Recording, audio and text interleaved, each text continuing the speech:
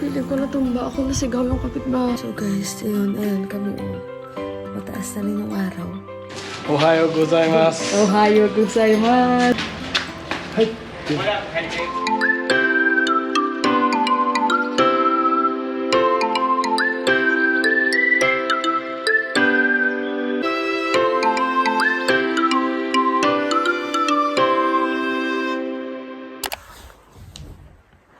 Grabe na naman yung lindol.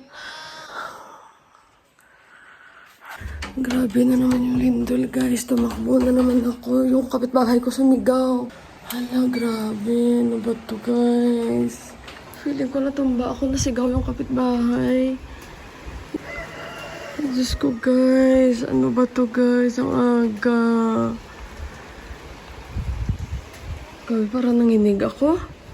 Grabe guys, tumakbo ako. Tayo na naman ako sa higaan. Takbo ako palabas. Narinig ko yung kapitbahay. Sigaw na sigaw. Grabe guys, ang oras. Tingnan nyo. So ayun guys, sabi ni Juan, finally daw I feel the earthquake. Tingnan nyo guys, ang oras. Takbo ako guys. Buksan ko agad yung pintuan. Pintuan agad sa isip ko. Grabe guys. Nag-pray lang ako agad. Narinig ko talagang pangit na sigaw ng babae. PM guys si isang miyembro, tapos si Prasan kasi na-feel din nila. Tapos isang miyembro nag-PM sa akin. Sabi niya, more strong than last time. Sabi niya, para sa akin, Ate Mila, normal na ito. Parang nagiging normal na sa kanya ang lindol. Tapos si Prasan nag-PM din siya. Nasabi niya, na lumindol, sabi ko lumindol, na-feel nila this time kasi this time malakas. Nagsabay yung ulit yung aming bahay at saka yung sigaw ng kapitbahay namin. Ang pangit ng sigaw niya. Kaya ako parang, alam niyo yun na malalim yung tulog ko. Talaga ako bigla guys at takbo. Kasi buksan ko yung pintuan namin. Si Johan sabi niya, finally sabi niya, naramdaman na daw niya yung yung lindol kasi nga, this time guys, ang lakas talaga. Ay, grabe, ang pangit. So guys, ayan kami mataas na rin yung araw. 5:35. Tapos yan si Juan. How are you, Juan? You feel? Kaya na, sabi niya, I feel daw this time. So, maulan, guys. Umuulan. Si Buwa, yan, naririnig na rin namin si Buwa. May kinakausap sa telepono. Alam niyo, nagsabay, guys, yung nagsishake. Mas malakas this time, kahit si Sangyam nagsasabi. At nakisabay yung sigaw ng kapitbahay namin. Ang pangit na sigaw niya guys, parang yung sigaw niya na lindol, ganun ba guys. So sabi naman ni Sangyam bro, parang normal na sa akin Ate Mila, pero this time talagang sobrang lakas. At saka sabi niya yung mga kapitbahay namin nasa labas, kami lang ata ay nasa loob. Katakot guys, parang tumalong na naman ako, Diyos ko. Baka mag-nervous breakdown ako dito guys. Ito, bumaba ako, si Buwa sa akala niya, nahihilo daw siya. Ayan, may papakita siya sa akin. Ano daw yung sabi niya? Kay daddy, gamot pala ito pakita ni Buwa. Ay, kasi nga masama yung pakiramdam, pareho kami. Nagpa-check up kasi siya kapon, guys, kasama na si Indira. Pakita niya yung gamot. Ano itong gamot ato? Doktor, where the medicine? Doktor. Hindi ko maintindihan kasi ano to? Danger? Kaya danger? Nahilo daw siya sa ganito. Bakit kaya nahilo si Buwa sa ganitong gamot? Muzin. Ano ito Hindi ko alam ano ito. Muzin. 400. Dr. Geb? Doktor daw nagbigay nito sa kanya. Nahilo daw siya.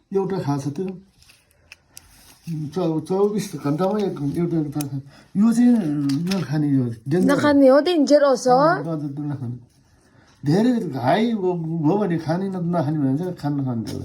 Okay, Aili, Pachi, Dipak tok daddy. Sabi ko mamaya si Dipak usapin niya. You, gargle.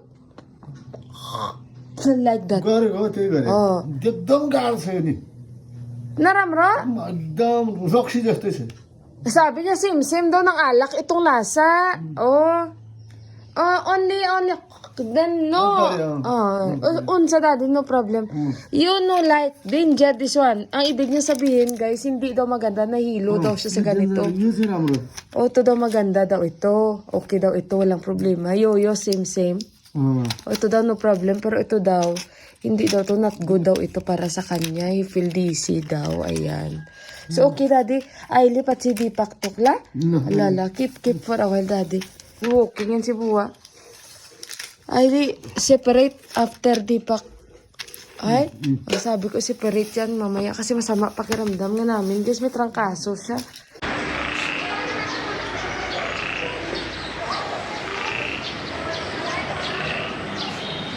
So, hello guys. Yun. Aga naming nagising, ano. So, kanina pala guys, nag-check kami dito ni Mister kasi may kaibigan ako na concern lang siya. And, ayun, nag-PM siya sa akin. Nag-suggest lang siya kung pwede mag-check daw kami. Kasi nga sa napadalas ang lindol dito guys, ano. So, mag-check daw ako or baka syempre sa napadalas na lindol, baka yung may mga nasisira na ba, yung mga dingding, may mga nagkakrak-krak na hindi namin nanonotice o hindi namin nalalaman kasi syempre delikado din yun. Yun. Parang may narinig ako. May lumabas. So, ayun guys, ano, nag-check kami kanina ni Mister dito at baka hindi rin namin manonotice. Mukhang wala naman guys. Tapos sa baba tayo. Tsaka yung concern niya rin sa amin dito. Yan, mga ganito, be. Pero wala naman. Siguro gawa nito ng paggawa nila. The rest, yan, mga ganyan. Yung sa kapitbahay, makikita mo naman mga ganyan na yung sa dingding nila, oh. Parang may crack-crack din sila. Yan. So, sa amin, parang ganyan lang. So, yung concern niya, yung, kasi syempre, alam nyo, mayroong kami, kung nakikita nyo sa tuwing nagbablog ako guys, may storage tank kami na tinatawag dyan sa baba. So, nung nag-usap kami, ang akala niya, parang nagkot-kot talaga sila sa baba ng tubig para may lumabas na tubig dyan. Hindi ganon. Bali, may storage tank lang kami na kung saan may 2 motor kami guys na nakalagay dyan. Kasi yung isang motor, para yan sa tangke namin na pag inon namin yan, automatic na siyang syempre re-refill na siya sa aming drum sa taas. Kung nakikita nyo, may 2 drum kami. Tapos is yung isang motor guys, yan yung connected sa talagang nagsusupply ng tubig dito kung sa amin pabasiwa ba. And yung storage tank namin guys, medyo malalim yan siya sa baba. Siguro masasabi ko parang 1 kwarto lang siya, pero parang malalim ba. Kasi nga, nung before guys, naglinis kami sa baba. May konting kalaliman ba. Yung storage tank namin, ipapakita ko sa inyo. Minsan makikita nyo sa vlog ko, nag-on si Buwa ng tubig. Kasi nga, yung nagsusupply dito sa amin guys, ano, may timing yan siya. Dapat mga before or 5 o'clock naka-on na siya. Kasi nga, yan yung time na may tubig na dumadating. At yan yung time na nagsusupply sila sa amin dito sa area na to. So, dapat mga 5 at bago mag-6 naka-on na yung isang motor dyan. And yung amin naman guys, pag refill namin sa baba, automatic yun guys kasi pinalagyan namin ng ng alarm na kung yung tubig namin sa taas sa tangke, wala na siyang tubig or konti na lang, automatic siyang nag-on. So, pinalagyan yan mister kasi noon guys, hirap kami, wala na tubig. Minsan yung sa baba, nagre-renta, nag-ano pa sila sa amin tumatawag na wala na tubig. Ito yung 2 motor namin, pailawin natin yung ilaw ito. Yan, para maliwanag, para makita nyo. 2 yan ang motor namin guys. Ito, kung nakita nyo, talaga siya sa switch lang, naka-on. Kasi guys, ito, automatic siyang mag-on lang siya. Pag for example, na konti na lang tubig sa taas, automatic siyang nag-on. Tapos automatic din siya nag-off. Ito naman guys, kaya hindi siya naka-on. Gawa na nga may time, ito alam namin. At alam din ni Buwa kung anong oras niya i-on ito. Ito yung nanggagaling sa parang basiwa namin o sa mga nagsusupply sa amin dito sa area na ito. So, kaya nakita nyo 2 pipe. Kasi wala yung kutkot sa baba, guys. Parang dito yan siya. Dandaan yung tubig. Doon, no, sa labas. Yan. So, walang kutkot dyan sa baba. Kasi yung kaibigan ko, yan lang yung concern niya. Kasi nga, delikado sa lindol, di ba? Delikado sa lindol, guys, na syempre pag nakutkot o nakutkot sila sa baba, syempre hindi maganda sa bahay. So, yun lang ang concern niya. So, ito yung tubig namin. Yan. Nakakatakot baka biglang may ano, di ba? So, yan. Malalim yan sa baba, guys. So, yan yung storage tank namin dito. Alang style sa Nepal, ganyan. May mga storage tank talaga sila. Yung iba naman, nasa labas ng bahay nila, nasa bakuran nila. Pero kami dito, kasi para mas malinis po, kasi syempre, dyan kami kumukuha minsan mga hinuhugas namin. Pero yung sa inuman, iba naman guys sa filter.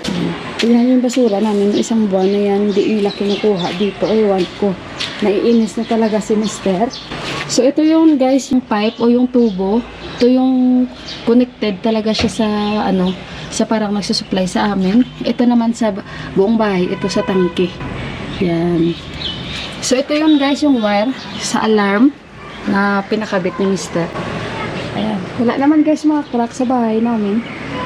So far so good. So kaya maglibot tayo. And then, dito guys, wala naman. Wala na. Wala. Ayan na naman sila guys. Oh. Kailangan ipakuha natin kay Buwa. Yan. Andyan ang mga patsukan. Ano bang tawag? Ulit sa Tagalog. Nakalimutan ko. Andyan si Buwa. Tatawagin ko. Daddy! Daddy! Here! Daddy! You! Big! Oo, sabi ni Buwa, kukunin niya rin daw yan. Nakita na niya. Oh, parang medyo malaki itong inano nila. Ginawa nila, ang dami nila, oh. Nakita niyo ba, guys? Susun natin yung mamaya-maya. So, ayan. Wala namang mga crack-crack dito. So, tapos ito, guys, yung aming deep well o boring water. No? Wala pa rin siyang silbi. Ayan yung filter namin. 1 lakh yung ginastos nila ni Ama dyan. Pero wala talaga siyang silbi hanggang ngayon. Kahit ba naman yung kapitbahay namin, meron din sila guys. Kaya yung ginagawa nila, ginagamit nila sa panlaban nila. Ayan o, pareho kami. Nakikita niyo. Tapos ito guys, yung silbi nito, kagaya nga, panlinis lang dito parate sa bahay na ito. Kasi ngayon ang sabi, gawin lang daw muna namin para refill lang ng refill para hanggang sa lumini siya. Pero hindi guys, may plano dyan sila nagagawin sa boring water namin o deep well. At minsan, may silbi talaga siya sa aming kapitbahay dahil sila talaga yung madalas sumihingi ng tubig dahil kulang sila at wala silang ganyan. Mahirap yung wala kayong boring water dito guys o deep well kasi kulangin talaga kayo. So kaya yan ang rason ba't nagpalagay sila ni Aman yan. Pero talagang hahanapan nila ng way yan. Kasi may plano sila na ang plano niyan guys, magpapagawa sila ng linya dito. Pero parang malaking trabaho ata yan.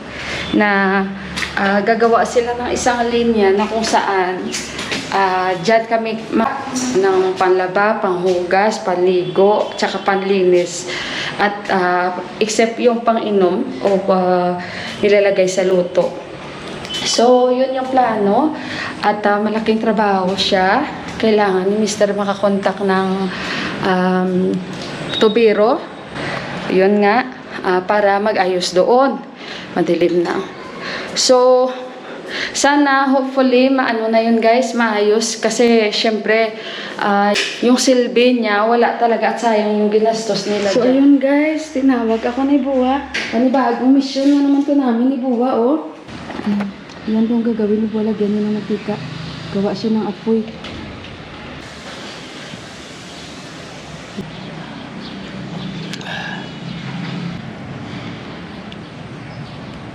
May nanap si Buwa, hindi ko alam. Petrol जुन छ Petrol? Petrol यहाँ सुन्दा हाले भर्ता China. Petrol daw. Wala tayong petrol, China. Petrol China dati. Sabi ko wala tayong petrol kasi ang laki talaga nun. Yan, nakaka Nakaka-stress talaga yun guys, oh. Kita niyo ba guys, ang dilim. Saan kang kukuha ng petrol? Humihingi ata si Buwa sa kay Bay, yung sa kapitbahay namin. Yung Bay, oh? Bay? Ayan, humingi na nga siya kay Bay. Si Bay naman galing Japan niya, nag-aral. Ngayon, parati siya dito hingi ng tubig sa amin. Ngayon kami naman naghingi sa kanya. Thank you, Bay. Say hi to my vlog. आई तातिनको तेलले बल्छ कि बल्दैन तातिनको तेलले Yan, kasi iyan na namin. मैले त्यहाँ उनी हालेको बल्छ त्यो भनेर त्यो पाइपै भेट्टाइन क्या त्यो That one, we will remove this one. This not good. हजुर त्यो पाइप भेट्यो Sandali, tutulungan kami nila. Yun yung kapatid niya galing yun sa Korea naman yun. Yan yung isang kapatid nila na nag-suicide yan guys. Mabait din yun sa amin guys. Tatlo yun silang magkapatid na lalaki guys. Yan yung kuya niya. Galing Korea siya, Japan. Nag-aral yan sila doon. Mababait din yan. Kaya pinagtsatsagaan na lang namin na kahit hingi sila parati sa amin dito ng tubig. Kasi mababait din naman. Bungira lang yung nanay nila. Pero okay naman yun, nabait sila sa amin. Yan yun guys. May vlog ako noon guys no. Na yung isang kapatid nila na nagpakamatay guys. Nagbukti dyan sa kanilang rooftop. Pero yun lang guys. Nagpapahinga na siya. Pero mabait yun guys sa amin. Lagi din napunta rin dito. So ayun. Doon pala naging isibo. Itong gagamitin ni Buwa guys. Na ano. Para matanggal namin. Kasi nakaka-stress yun guys. So ayan. Kuha si Buwa siguro ng lighter. Ayan na. May lighter si Buwa. Tingnan ko kung alam niya mag-Japanese. Ipa-Japanese natin siya. So, ayun guys. Magkikichismis-chismis muna tayo dito. Hala, ang dami na naman ito bulaklak. Yung parang rose ni Ama. Oh, ang dami na naman. Oh. Si Ama, ang ganda kaya nito ng mga rose ni Ama guys. Hindi ko alam kung rose ito. Pero tingnan niyo, ang dami. Bulaklak nito. La, excited. Si Buwa kaya nag-aalaga dito. Kasi takot ako dito guys. May mga ahas dito minsan eh. Diyos ko, taba kaya ng mga ahas dito nung nakakapasok. Kaya hindi ako talaga gagalaw dito. Pero ang mga nabili ko noon kay Sis Olga na mga laman, si Buwa nag-alaga. Ang paborito ni Buwa na alagaan, ito ganito. Yan. Ganyan ang paborito ni Buwa alagaan. Tsaka guys, may tatanong ako pala sa inyo guys. Tawa-tawa ba yan guys? Oh, marami dito sa harapan namin.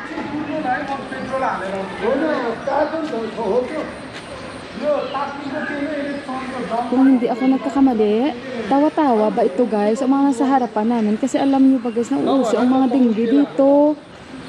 So sabi ko, ito pala oh, matawa-tawa. Ang dami dito. Ayun, nabinigay niya na kay Buwa. Kunti lang naman kailangan. Yeah. Ayan, kunti lang naman. Ito na, inano na ni Buwa. Yan, okay. Noted ka. You can greet in Japanese. I have friend from Japan also. Greet in Japanese. Ohayo gozaimasu. Ohayo gozaimasu. Yan. यहाँ सबै हालिदिनु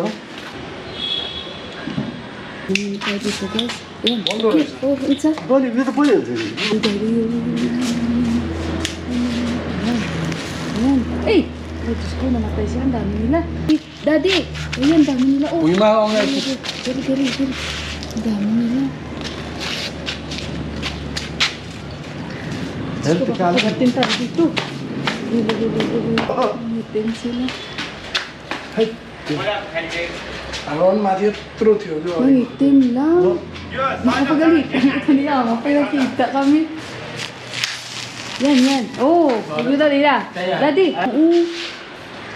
Kano kaya matanggal naman kasi itim siya. Baka makagatari dito guys. Alingayo pala ito sa atin. Sa amin. Daddy, pugyo daddy. Outside.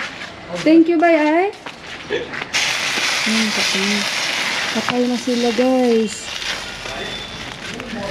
Ang dami nila.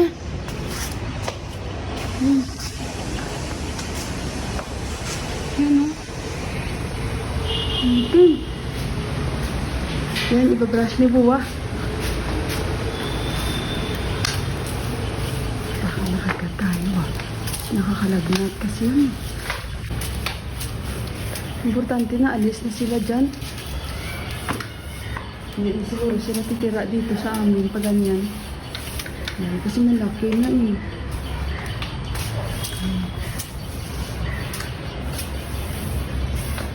Okay. Pugyo.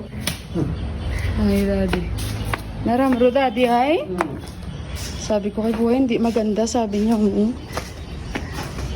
Ti, daddy! Ti! Lemon, lemon! Oh. Yun. Ayun na guys, buti na lang at binigyan kami ni Bay kahit kunti sa petrol niya. Kala niya maraming kailangan namin. Sabi ni Buwa, kunti lang. So ayun, tanggal na naman yung stress ko at stress ni Buwa. Ewan ko sa next saan na naman yun natin sila makikita. So ayun guys, matutulog na kami. And bago ko i-end yung vlog natin for today, gusto ko magpasalamat sa inyong lahat. Hopefully guys, bukas magsha-shoutout po ako sa lahat po na mga gusto magpa-shoutout, mag-comment lang po kayo. And ayun guys, alam nyo yun na matutulog na kami, pero yung nasa isip mo, yung trauma ba, na madalas ang paglilindol. Tapos, syempre, hindi mo ma-avoid sa kahimbingan ng tulog mo. Hindi mo na maiisip na baka lang lumindol ulit o baka na naman biglaan na naman kasi yung padalas na bagay. So, parang nakakatrauma talaga siya. Tapos, yung sigaw ng kapitbahay ko, parang andito pa rin sa utak ko. Yung, ang pangit na sigaw niya guys yung sigaw na parang nakakatakot na sigaw. So, ayan guys, at syempre wala naman tayong magagawa, hindi ay dasal na lang. So, kaya yun, dasal na lang tayo parati guys, yun na lang talaga ang tanging natin tumagapanlaban. Patulog ka na nga lang, yun pa talaga ang maiisip mo kasi hindi mo malalaman talagang bigla-bigla ba. At saka, yung maiisip mo napadalas na ito. So, kaya wala guys, gaya ng sabi ko, magdasal na lang talaga tayo. Yun lang talaga tayo natin nakapa. So, i-end ko na yung vlog natin for today. And maraming salamat again. And I love you all and ingat kayong lahat. God bless us always. Bye-bye!